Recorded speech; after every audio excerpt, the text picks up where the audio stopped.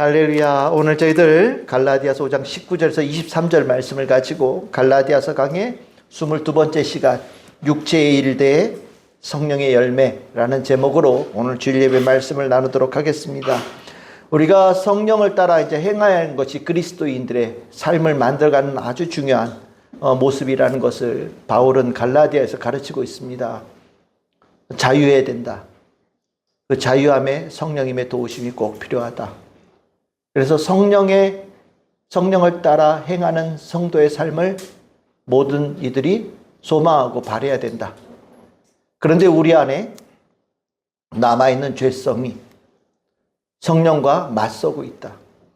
우리가 이 죄성을, 육신의 소욕을 따르는 이 죄성을 따르는 그것에 영향력을 더 받게 되어지면 성령을 따라 행하는 그리스도인들의 삶을 살 수 없다라는 것이 바울이 갈라디아서 마지막 부분에서 힘주어 강조하고 있는 내용입니다. 우리가 이제 갈라디아서 5장 16절에서 26절은 크게 한 단락이거든요.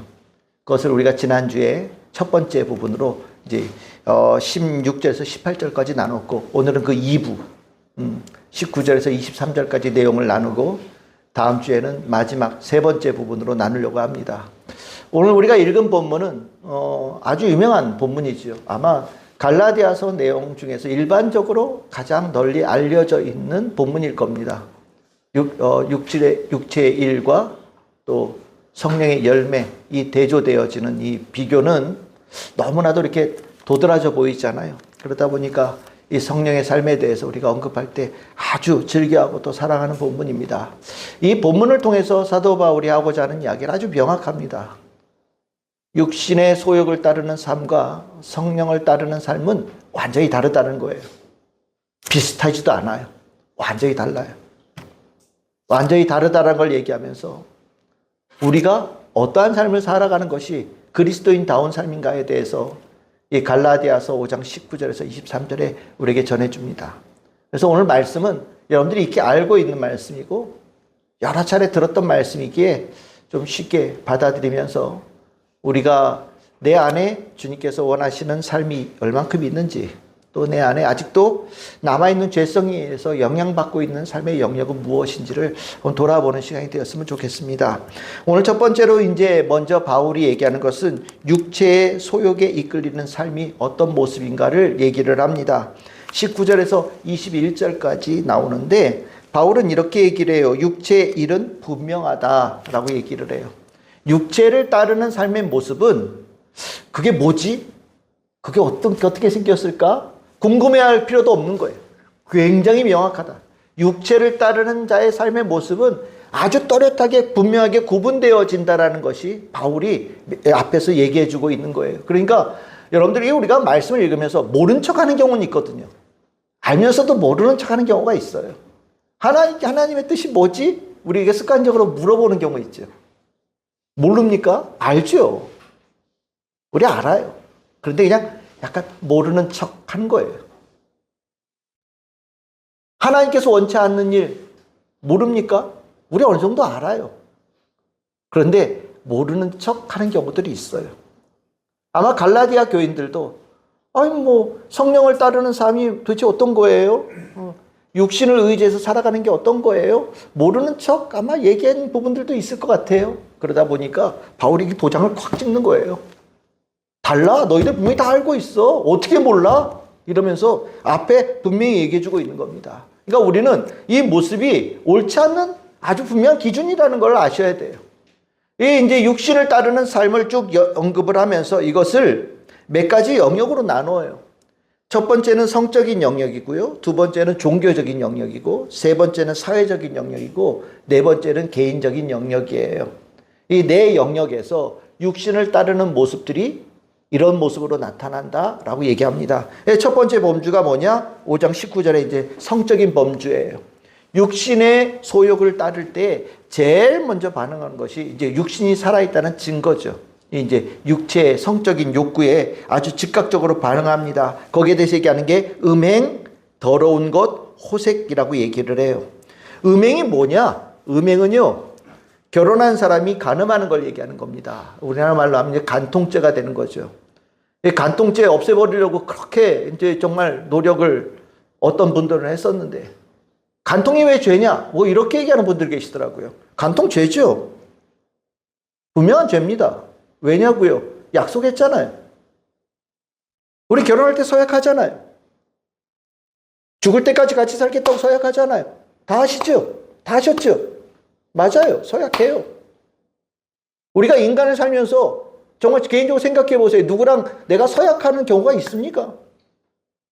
부부 사이밖에 없어요. 진짜 그 내 평생에 한 번 하는 서약이에요. 그 서약을 우리는 할 때 지키겠다고 서약하는 거예요. 지키면 좋지라는 게 아니라 반드시 지키겠다고 서약하는 거예요. 그 서약에서 인간의 기본적인 관계가 형성이 되어지고 그 언약을 하나님께서 굉장히 거룩한 서약이라고 주님께서 축복하셔요. 그래서 그 서약에서 우리가 가정이라는 것을 세우는 거죠. 가정은 귀한 겁니다. 그냥 지나가다가 아무끼 만나가지고 가정을 꾸리는 게 아니라 가정은 하나님께서 주시는 축복의 공동체예요. 사회의 가장 기초적인 조직이에요. 이 가정이 만들어질 때 결혼의 서약을 통하여서 만들어지는 거거든요. 그러니까 이 결혼의 서약을 지킨다라고 하는 것은 우리가 법이 뭐 합법적이냐 범법적이냐 이걸 떠나서 가장 기초적인 윤리예요. 사회의 언약이 깨지면 그 어떤 것도 신뢰할 수 있는 것이 없어집니다. 가정에서의 이 부부 사이에 이 언약을 기초를 잘 닦는 이 나라와 사회는요, 나와 사회 전체가 건강해요. 막 이혼이 난무하고 간통이 난무하고 불륜이 난무하는 나라들 얼마 안 가서 다 사회가 부패되어지고 무너집니다. 이게 굉장히 중요한 거예요. 여기서 이 음행이라고 하는 것은 그 결혼의 언약을 경시하고 결혼 관계 밖에서 비윤리적으로 범법적으로 갖는 성적인 관계를 얘기합니다. 왜 이런 일이 일어나냐? 언약보다 육체에 끌리는 이 욕망이 더 크기 때문이죠. 육체에서 일어나는 이 욕망이 훨씬 더 커져서 내가 언약을 세웠다라는 것조차도 잊어버리는 거예요. 이런 육체의 소욕이 단순하게 부부관계에만 일어나는 것이 아니라 하나님과 그리스도인과의 관계에서도 나타나는 거예요. 내 교회에 다니는 성도잖아요. 때에 따라서는 뭐 집사 기도하고 안수 집사, 장로, 권사 우리 다 성도, 뭐 세례받은 성도들 다 그렇잖아요. 그런데 이제 뭐 조그만한 거 하나 앞에서 그거 다 갖다 내버리는 거죠. 의미 없는 걸로. 그런데 그것이 의미가 없냐? 그렇지가 않죠. 그게 나의 정체성이고 나를 살리는 하나님의 은혜의 통로고 징표인데 그걸 내가 우습게 여기니 뭐가 남겠습니까? 우리가 육체 속에 날 때 이 결혼의 성적인 관계에서 실은 이 문제가 일어난다는 것이 바울에게 가르쳐 주는 거예요. 더러운 것은 뭐냐? 그냥 한마디로 불결한 겁니다. 여러분들 성경에 더러운 것, 정한 것 이런 거 얘기 많이 나오잖아요. 그렇죠? 더럽고 깨끗하고 하는 거. 하나님은 하나님 백성들에게 깨끗한 것을 따라가라고 얘기하셔요. 깨끗한 것을 취하라고 얘기하셔요. 근데 여러분들 성적으로 문제가 생기고 육적으로 소욕에 문제가 생기면 이상하게도 깨끗한 걸 못하고 꼭 더러운 데 갑니다. 깜깜한데, 더러운데, 이상한데. 이제 이런 모습으로 나타난다는 거예요. 거기에 더 가면 이제 호색이 뭐냐? 여러분들 그 이상한 짓 하는 사람들 있잖아요. 그러니까 정상적인 것이 아니라 비정상적인. 뭐 예를 들어서 막 바바리맨 같은 사람들. 남한테 자기의 막 육신을 막 보여주고 남 놀래는 거 좋아하는 뭐 이런 사람들. 소외성애자들. 뭐 동성애자들. 뭐 동물과 교접하는 걸 좋아하는 사람들. 뭐 이런 사람들이에요. 이게 호색이라고 하는 겁니다. 비정상적인 거예요. 육체의 소욕이 일어날 때 제일 먼저 문제가 명확하게 나타나는 표시나는 자리가 있다. 그게 어디냐? 성적인 영역에서 문제가 나타난다. 가정을 소홀히 하고 집에 있는 아내, 남편은 별로 이뻐 보이고 멋있어 보이지 않고 다른 사람에게 가서 더 멋있는 걸 느끼고 거기 가서 그런 일들을 하는 일들이 일어난다라는 거죠. 성적인 관계에서 무너지면 실은 이 성이라는 게 굉장히 중요하잖아요. 근데 이게 무너지고 나면 삶 전체가 병드는 길로 나아가는 거죠. 우리가 이 성적인 관계는 모든 관계를 무너뜨리는 파괴적인 힘을 가지고 있어요. 우리가 육체의 소욕으로 이끌려질 때 성적인 문제가 일어나고 결국 그것이 문제가 되어지면 삶 전체를 파괴하는 일일로 이어질 수 있다는 것 우리가 기억하면서 육체의 소욕이 나타날 때는 내 안에 성적인 내 문제가 일어나는구나 이해하시고, 만약에 내 안에 그런 욕구가 나타나거나 내가 그것을 바라고 있는 모습을 보게 될 때 내가 성령을 따르지 않고 육체의 소욕을 따르고 있는 내 안에 있는 죄성이 내 삶을 지배하고 있는 상황이구나라고 이해하시면 좋겠다라는 생각을 갖습니다. 두 번째 범주는 뭐냐? 종교적인 영역에 관한 이야기예요. 5장 20절에 나오는데 우상숭배와 주술이라고 얘기 나오죠. 여러분들 제가 계속해서 거듭해서 말씀드리지만 신앙생활은 더하는 게 아니라 빼는 거라고 말씀을 드렸습니다. 우리가 구원받을 때 그 은혜를 잘 지키고 순수함을 지켜가는 게 우리의 신앙의 초점이에요. 그런데 이제 육체의 소욕이 지배하게 되어지면 자꾸 이상한 걸 더하기 시작해요. 예수님도 믿으면서 다른 것도 의지하고, 하나님도 믿으면서 모두 의지하고, 이런 일들이 자꾸 더해지기 시작합니다. 그러면서 그런 것들이 뭉쳐질 때 성경에서는 우상숭배하는 거다라고 얘기를 합니다. 우리가 신앙생활을 하면서 우리가 얼마 전에 이제 목사님 한 분이랑 얘기를 하면서 그런 얘기를 했어요. 우리나라 참 기도원이 참 한국 기독교에 좋은 일들도 했지만 나쁜 일도 많이 했다라는 얘기를 하시더라고요. 그 이유가 뭐냐면 이상한 것들을 많이 갖다 붙였어요. 기도원의 운동에서 기도하면서 이제 기도의 능력이 나타나고 뭔가 증거가 나타나는 것에 대해서 초점이 맞춰지다 보니까 성경에서 말하지 않는 이상한 것들을 이렇게 갖다 덧붙이기 시작했습니다. 그러다 보니까 이제 우리가 보통 종교적으로 얘기하는 것들 있잖아요. 성수라든지 성물이라든지 이런 것들 있잖아요. 어떤 데는 목사가 들고 다니는 손수건 이런 것들 이러면서 뭔가 이상한 것들을 자꾸 갖다 덧붙이는 거예요. 성경 말씀 말고 다른 것들을 덧붙여서 이제 신앙생활을 하고 자기의 능력을 나타내는 도구로 삼는 일이라는 거죠. 이런 것들이 실은 우상숭배예요.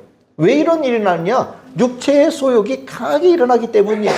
육체의 소욕이 강하게 일어날 때 실은 우리가 그것을 제어하지 못하면 하나님을 믿는 데에도 심각한 영향력을 줄 수 있다는 걸 얘기하는 겁니다.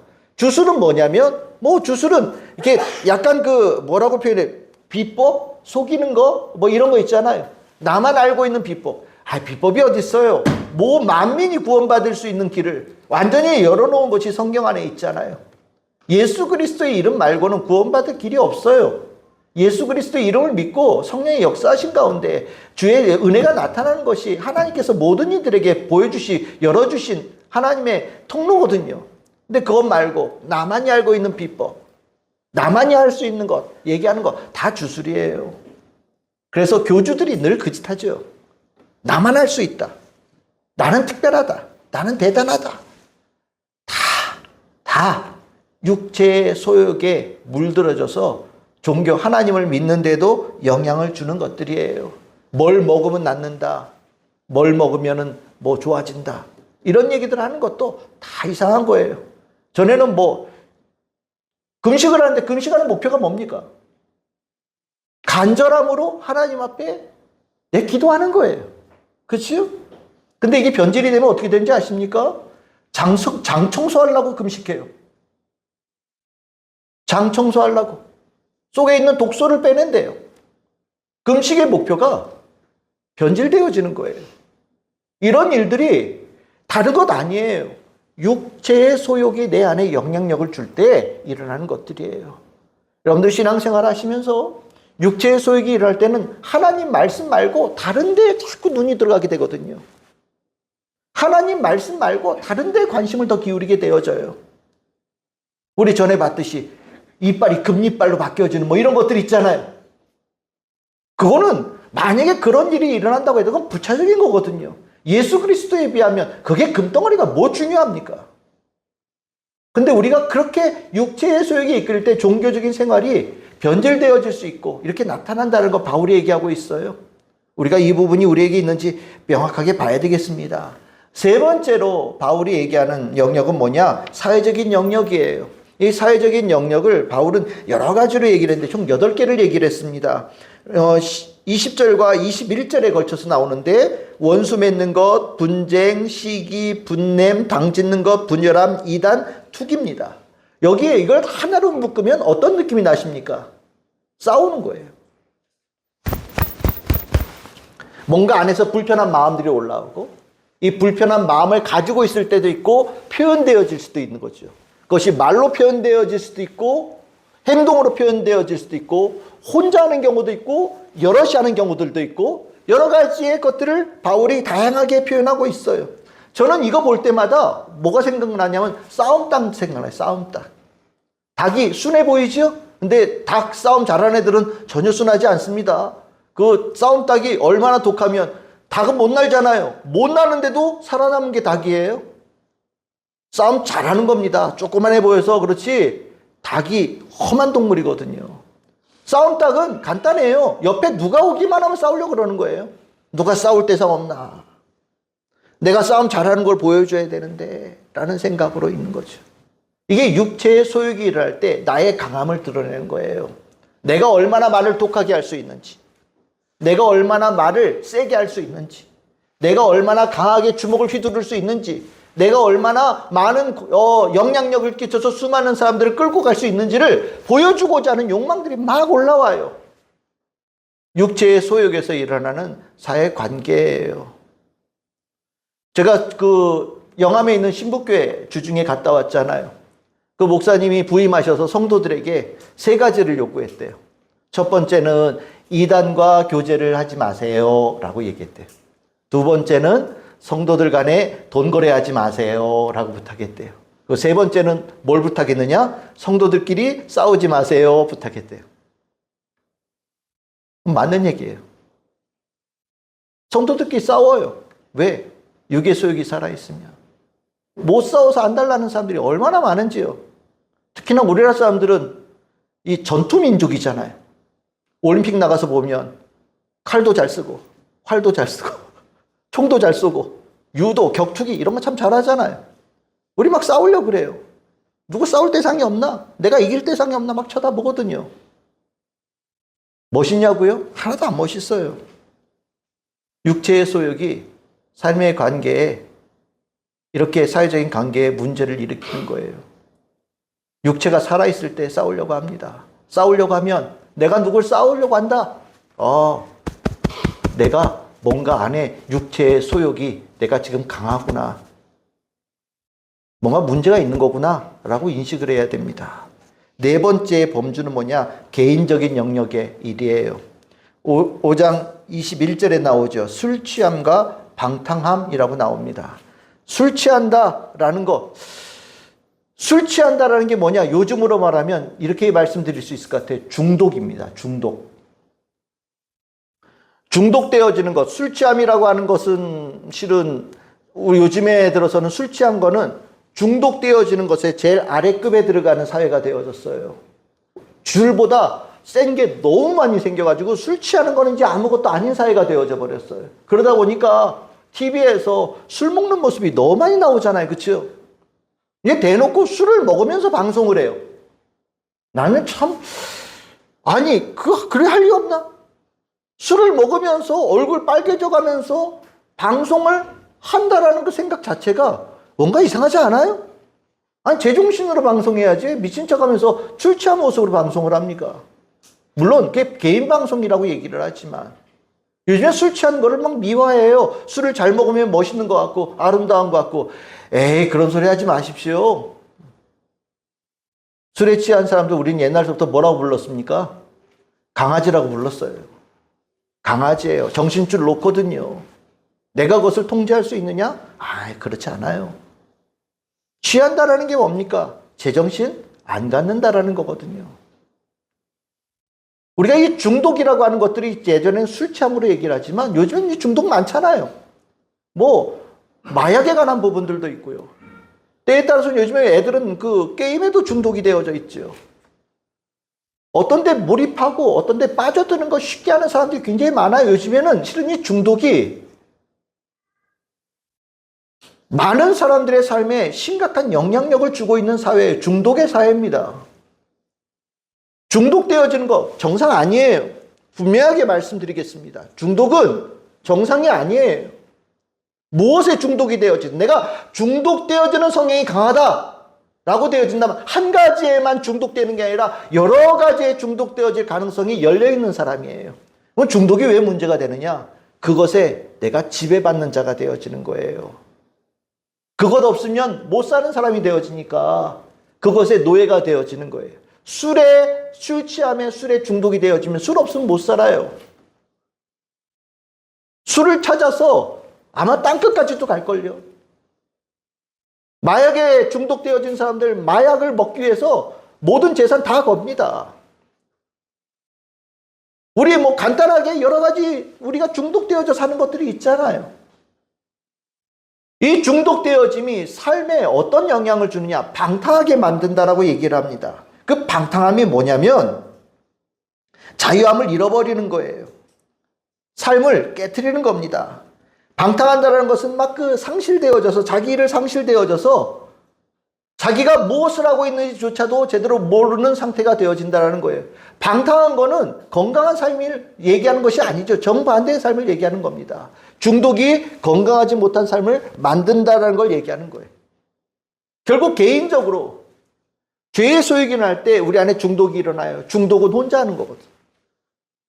혹시 여러분들 밤중에 난 졸려 죽겠는데도 게임하니라고 내가 밤새고 있다. 우리 청년들, 청소년들 중독이에요. 그 중독이 여러분들의 삶을 파괴하고 있는 거예요. 어르신들은요. 많죠. 어른 됐다고 할 수 있는 것들이 많아지다 보니까. 근데 그것들이 실질적으로 삶을 건강하게 만드는 것이 아니라 삶을 파괴하는 거예요. 개인적인 삶에서 육체의 소욕이 크게 일어날 때 나는 하지 말아야 될 것을 하는 사람이 되어지는 경우들이 허다합니다. 그래서 예수님께서 누가복음 21장 34절에서 특별하게 이렇게 경고하셨어요. 너희는 스스로 조심하라. 스스로 조심해야 된다. 뭐를요? 그렇지 않으면 방탕함과 술 취함과 생활의 염려로 마음이 둔하여지고 뜻밖의 그날에 덕과 같이 너희에게 임하리라. 방탕함, 술 취함, 생활의 염려에 대해서 스스로 조심하라. 아니면 너희들이 이것에 중독되어지면 너희들의 삶이 파괴될 거다라고 예수님께서 직접적으로 경고하고 계시는 거예요. 여러분들 개인적인 삶에 이 술 취함, 방탕함, 생활의 염려에 중독되어져 있는 분들, 내가 육체의 소욕에 이끌리고 있는 영향력을 받고 있는 상태다라는 것을 기억하시길 바랍니다. 성경에서는 취하려면 뭐에 취해야 된다고요? 성령에 취해라. 만약에 인생을 살면서 만약에 세상의 것에 너희들이 중독되어져 있다면 그것을 해결할 수 있는 해독제는 성령의 충만함이다 라고 가르치고 있다는 겁니다. 우리 성도님들이 이 모습을 잘 기억할 수 있기를 바라요. 그러면서 바울은요, 이것뿐이냐? 갈라디아서 5장 21절에서 또 그와 같은 것들이라 라고 표현을 해요. 그러니까 이런 모습이 나타나면 다 육체의 소욕에 일어나는 거다. 이것 말고도 이런 모습으로 성적인 관계에서 뭔가 관계를 깨트린다거나 어디 가서 불협화음을 만든다거나 아니면 신앙생활의 순수함을 잃어버리게 만드는 거라거나 자기 스스로 자신의 몸을 해야 하는 그 일을 하고 있는 일이 일어난다면 다 육체에 관계되어진 일이다 라고 바울이 지적하고 있다는 거예요. 그러니까 많은 거죠. 많은 거죠. 이런 것들이 육체에 관한 일인데 이것이 왜 문제가 되느냐? 5장 21절 마지막에 이렇게 돼 있습니다. 이런 일을 하는 자들은 하나님의 나라를 유업으로 받지 못한다. 문제는 이거죠. 이렇게 살면 어때? 나 그래도 교회 다녀요. 나 그래도 성경책 들고 다녀요. 나 그래도 예수 믿어요. 나 그래도 교회에서 뭐 하고 있어 라고 얘기할 수 있잖아요. 그런데 바울은 명확하게 얘기합니다. 이렇게 사는 사람들 하나님의 나라를 유업으로 얻지 못한다. 왜 이런 얘기를 할까요? 천국에서의 삶과 이 삶이 어울립니까? 천국에서의 살아가는 모습과 여기 지금 바울이 육체의 소욕에 이끌리는 삶을 이렇게 한번 연결해 보세요. 뭔가 하나라도 맞는 게 있습니까? 천국에 가서 맨날 싸워. 천국에 가서 맨날 우상숭배. 천국에 가서 정말 하지 말아야 될 중독들과 모든 방탕함들이 계속해서 나타나.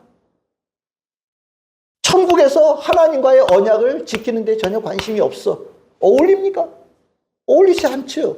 그러니까 바울이 얘기하는 거예요. 이렇게 사는 사람들이 천국 갈 거라고 생각하는 것 자체는 모순이라는 겁니다. 우리가 이 땅에 사는 삶은요, 중요한 목표가 있는 거죠. 천국 가기 위해서예요. 천국 가기 위해서는 무슨 소리냐면 천국 갈 준비를 하는 거예요.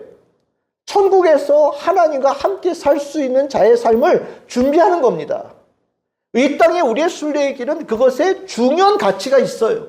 이 땅의 삶이 결과를 끝맺히는 마지막 목표지라고 한다면 여러분들이 원하는 대로 다 살면 되는데 우리들의 삶의 목표는 하나님 나라에 들어가는 거예요. 여기는 과정이거든요. 이 과정을 잘 거쳐야 되는 거예요. 잘 준비해야 되는 거예요. 준비되어진 자가 천국 가는 거거든요. 그래서 바울은 얘기하는 거예요. 육신의 소욕에 이끌려서 영향받는 삶은 천국하고 안 어울리지 않냐? 너희들이 보기에도 그렇지 않냐? 라고 얘기하는 거예요. 어떠십니까? 여러분들 동의되십니까? 그러니까 우리가 육체의 소욕에 이끌리는 이 삶을 그냥 방관하면 안 돼요. 이거 심각한 문제예요. 이것이 내 삶을 지배하고 있고 그것이 내 삶에서 여과없이 막 드러난다면 나는 천국과 날마다 멀어지는 삶이 되어지는 거예요. 예수님과 상관없는 삶으로 멀어져가는 삶이 되어지는 겁니다. 바울은 절대 이런 일이 나면 안 된다는 것을 이 말씀을 통해서 우리에게 경고하고 있는 거예요. 그러면 여기에 이제 반대되어지는 말씀이 나오겠죠. 성령님과 동행하는 삶은 어떤 거냐? 그것이 이제 우리가 너무나도 잘 아는 갈라디아서 5장 22절에서 23절에 얘기를 합니다. 범주는 여기서 세 가지로 나눠요. 하나는 기독교적인 미덕을 갖춘 거에 대한 얘기가 첫 번째 범주고, 두 번째는 사회적인 미덕, 세 번째는 개인적인 범주에 관한 이야기예요. 첫 번째 범주는 기독교적인 가치를 나오는 범주예요. 갈라디아서 5장 22절입니다. 사랑, 희락, 화평이에요. 이 기독교적인 범주라는 게 무엇이냐면 하나님과의 관계에 건강할 때 하나님의 성품이 우리 안에 들어오는 걸 얘기하는 거예요. 사랑, 희락, 화평. 사랑이 충만하고 희락, 기쁨이 충만하고 화평한 자가 되어지는 이 삶의 모습은 우리 안에 스스로 나오는 것이 아니에요. 하나님의 자녀가 되어질 때, 하나님과 올바른 관계가 형성되어질 때 하나님이 가지신 성품이 우리 안에 이식되어지는 거예요. 그러니까 이 이식되어지는 이것이 우리 안에 나타날 때, 아, 하나님의 자녀답게 살아가고 있는 거구나, 성령을 따라 행하고 있는 삶의 모습이구나 라고 이해하시면 된다는 거예요. 내 안에 사랑, 희락, 화평이 있느냐? 그것이 내 삶의 내 성품이 되어지고 내가 살아가는 삶의 색깔이 되어지고 내가 그렇게 살아가는 것을 통해서 하나님께 영광을 돌리고 살아가고 있는가 보면 된다는 거예요. 기본적인 거죠. 이거는 기본이에요. 기본. 사랑, 희락, 화평은 기본이에요. 기본. 어떠셔요? 한 주간 어떠셨어요? 여러분들 안에 사랑의 역사하심이 이 한 삶의 한 향기로 나타났습니까? 여러분들이 한 주간 살면서 이 주님께 주신 기쁨이 여러분들의 삶을 날마다 새롭게 하는 은혜를 입으면서 하루하루를 사셨습니까? 여러분들 안에 그 하나님과의 화목되어짐을 통해서 나를 통하여 그 화목해 만드는 평화로움이 여러분들의 삶 속에 있었습니까? 우리가 그것에 대해서 내가 성령을 따라 행하고 있는가, 성령의 충만함의 삶에 나타나고 있는가를 이렇게 검증할 수 있는 가장 기본적인 모습이라는 거예요. 바울은 그래야 된다라고 가르치고 있는 겁니다. 우리 그리스도인들에게 그 은혜가 있기를 바라요. 내 안에 주님의 사랑으로 내가 물들고 향기가 나타나기를 원합니다. 그냥 그럭저럭 하루하루 살아가는 게 아니라 주님께서 주시는 기쁨이 내 안에 충만하여서 그 기쁨으로 날마다 활기찬 모습으로 살아가는 그런 삶이 되기를 원합니다. 주님, 제 속을 편하게 해주시고 제 삶의 환경을 평안케 해주심으로 내가 가는 곳마다 주의 평강을 만들어가는 사람이 되기를 원합니다. 기도하시라는 겁니다. 기본이니까. 바울은 기본을 먼저 얘기를 합니다. 두 번째는 어떤 범주냐? 사회적인 미덕의 범주예요. 오래 참음, 자비, 양선이라고 하는 세 가지의 요소입니다. 오래 참은 자비, 양성은요, 사람들 향해서 나타내는 거예요. 사람에게 이끌리는 사람은 어떻게 한다고요? 오래 참는다. 자비는 이렇게 표현하시면 되겠어요. 친절하다. 이렇게 표현하시면 되겠어요. 친절하게 돼. 누군가 상냥하다. 친절하다. 무뚝뚝하지 않고 차갑지 않고 따뜻하다. 세 번째는 뭐예요? 양선. 양선은 실질적으로 말과 행동으로 선을 행하는 것. 따뜻하기도 하면서 따뜻하게 뭔가를 행하는 것이 양선인 거예요. 이 세 가지가 성령을 따라 살아가는 사람들이 다른 사람들과 관계 속에서 나타나는 모습이라고 가르치고 있는 거예요. 오래 참는다? 예, 언제까지 오래 참아요? 이 얘기하면 꼭 하는 얘기예요. 목사님, 언제까지 참아야 됩니까? 오래 참는 게 몇 번이나 참아야 됩니까? 얘기를 하죠. 이렇게 말씀을 드릴게요. 성령께서 일하셔서 열매 맺을 때까지 참으시면 돼요. 우리가 오래 참고 자비 친절하게 대하고 따뜻하게 대하고 선을 행하는 것은요, 성령의 열매를 맺기 위한 도구가 되어지는 통로가 되어지기 위한 과정이에요. 언제까지 해야 되느냐? 나를 통하여서 성령께서 열매를 맺으시고자 하는 그때가 지속될 때까지, 이루어질 때까지 하면 되는 거예요. 우리가 그것을 성령에 충만한 사람은, 성령을 따라서 행하는 사람은 힘들고 어려워도 그것을 한다는 거예요. 그것을 한다는 거예요. 성령께서 열매 맺으시는 그때까지 내가 하나님의, 예수님의, 성령님의 통로가 되어지기를 결단할 수 있다는 거예요. 그러니까 인내하는 것이 참으로 길게 충분하게 되어질 수 있는 거죠. 충분한 인내, 충분한 자비, 충분한 양성이 될 수 있는 거예요. 그런데 이제 이게 제대로 안 되는 사람은 인내 다 해요. 누구든지 처음에 만나면 따뜻하게 얘기하는 부분들이 있고 친절하게 대하는 부분들이 있어요.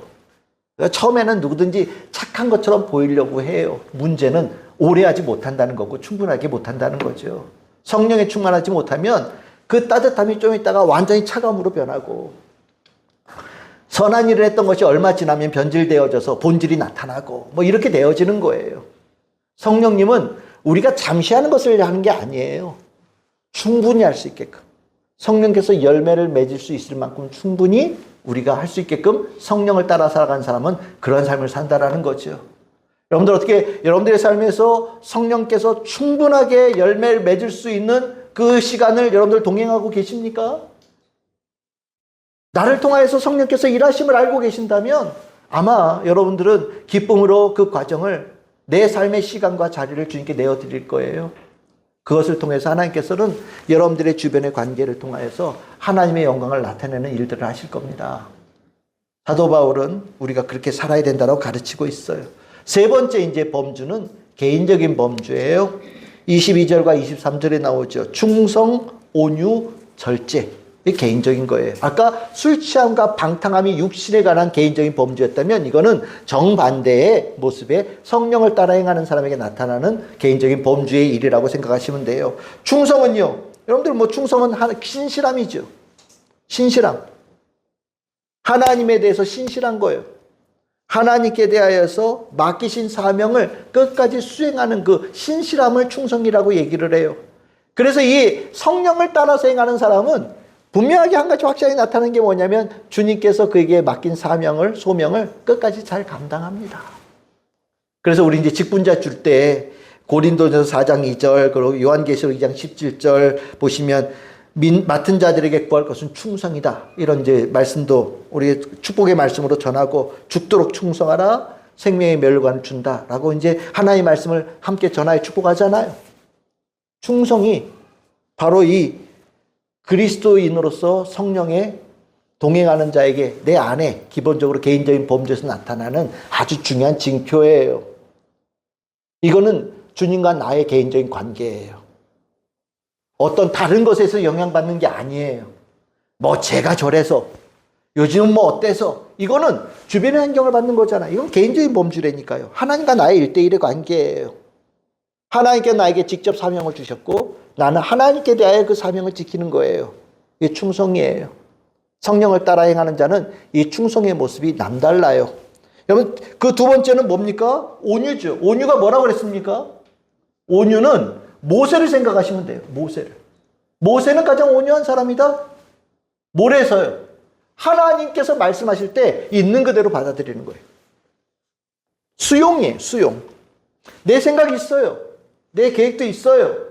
내 판단도 있어요. 근데 하나님께서 주신 것에 대해서 무릎 꿇고 있는 그대로 받아들이고 그것을 수행하는 게 온유예요.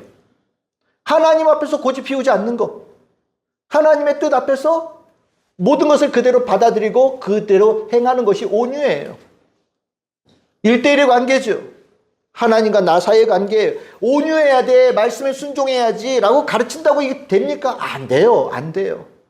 내가 하나님 앞에서, 그 크신 하나님 앞에서 무릎 꿇고 나의 자금을 인정하고 하나님의 크심을 인정하며 받아들이는 것이 온유예요. 그러니까 온유가 안 되는 사람은 꼭 교만하죠. 자기가 이만큼 커요. 하나님은 요만해 보이고 내가 이만큼 커 보여요. 근데 온유한 사람은 하나님이 이만큼 크시고 나는 이만큼 작게 느껴져요. 이게 하나님 앞에 성령을 따라 행하는 자에게 나타난 아주 중요한 삶의 모습이에요. 세 번째는 뭡니까? 이제 술 취함과 방탕함의 정반대, 절제죠. 내 육체에서 올라오고 있는 뭔가에 중독되어지려고 하는 것에 대해서 성령의 도우심을 받아서 끊어내는 거예요. 끊어내는 거예요.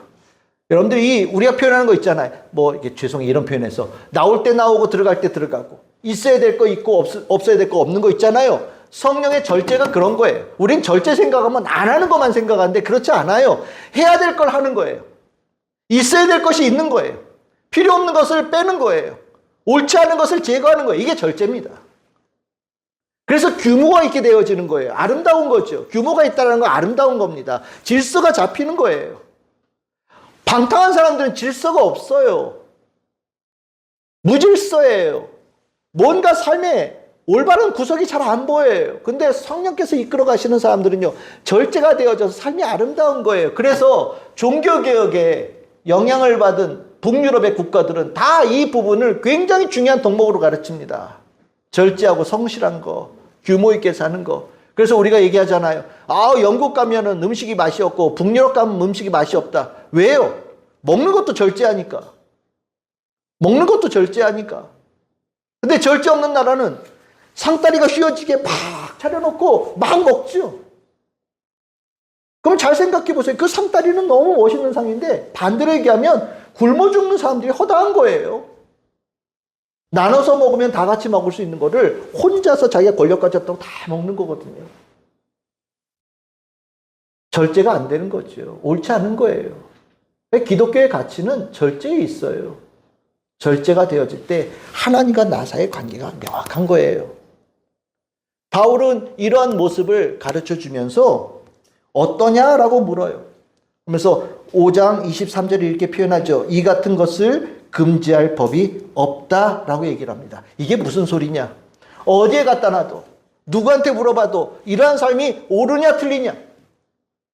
이쁜 모습이냐 아름다운 모습이냐 아니면 그런 모습이냐 물어봐라. 어디 가도 다 좋다고 할 거다. 그렇죠? 성령의 열매가 있는 이 삶은, 성령에 이끌리는 이 삶은 어디에다 갖다 놔도 누구에게 물어봐도 어느 시대에 가서 물어봐도 다 옳고 아름답다라고 얘기할 거다라고 얘기하는 거예요. 즉 육체에 이끌려 사는 삶과 성령에 이끌리는 삶을 지금 대조하고 있잖아요. 이 대조하고 있으면서 뭐라고 얘기하냐? 성령님 압승이라고 얘기하는 거예요. 비교할 것도 안 된다는 거죠. 비교할 거리도 안 된다는 거예요. 두 삶은 완전히 격이 다른 삶이다. 이게 그리스도인들의 삶이다. 근데 너희들은 왜 이렇게 살려고 하냐? 라고 얘기하는 거예요. 육신의 삶과 성령께서 이끄시는 삶은 완전히 다른 삶인데 왜 그 사이에서 주저하고 뭐 분간이 안 되느니 잘 모른다느니 뭐가 옳은지 잘 모르겠다느니 뭐 이런 소리 하고 있냐? 바울이 아주 강력하게 얘기하는 겁니다. 우리는 이 말씀에서 다른 거 볼 것도 없어요. 두 사이의 구분이 명확한 겁니다. 어떤 것을 따르느냐, 어떤 것이 좋냐 물어볼 것도 없어요. 당연히 성령에 이끌리는 삶을 살아야 되는 거예요. 그래서 여기에 이 두 개의 삶을 아주 극적으로 대조하는 두 개의 단어가 있어요. 오늘 설교 제목이죠. 육체에 이끌려서 살아가는 삶을 뭐라고 표현합니까? 육체의 일이라고 해요. 일. 그런데 성령에 이끌리는 삶을 뭐라고 그래요? 성령의 열매라고 표현해요. 그러니까 육체와 성령이 대조가 되고 있고요. 일과 열매가 대조되고 있어요.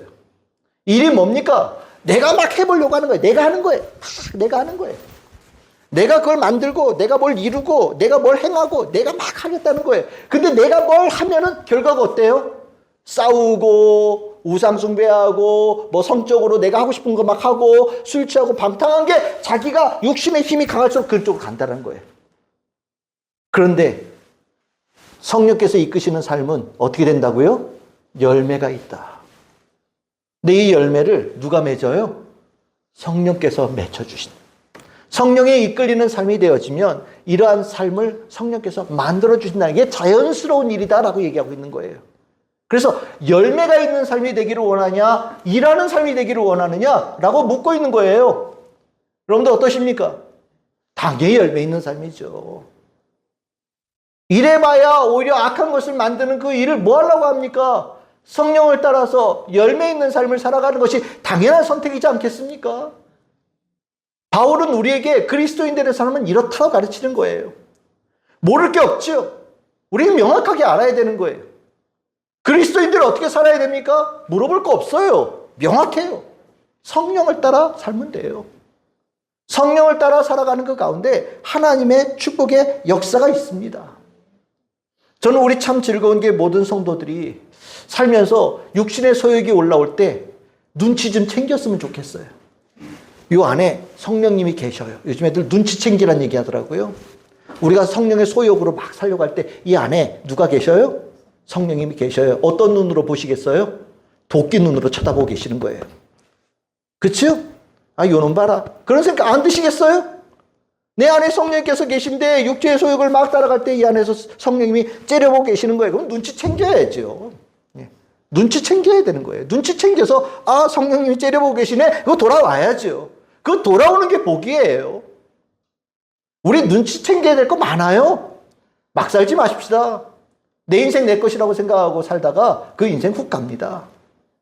내 인생은 하나님의 생명 가운데 있는 삶이에요. 나의 삶은 주의 자녀의 삶이에요. 그래서 우리는 천국 가는 거예요. 나에게 주어진 삶, 하나님의 영광을 위해 사는 게 가장 잘 사는 거예요. 성령님을 따라 행하면서 우리 참 즐거운 게 모든 성도들 다 천국의 백성 되어지는 축복이 있기를 주님의 이름으로 축원합니다.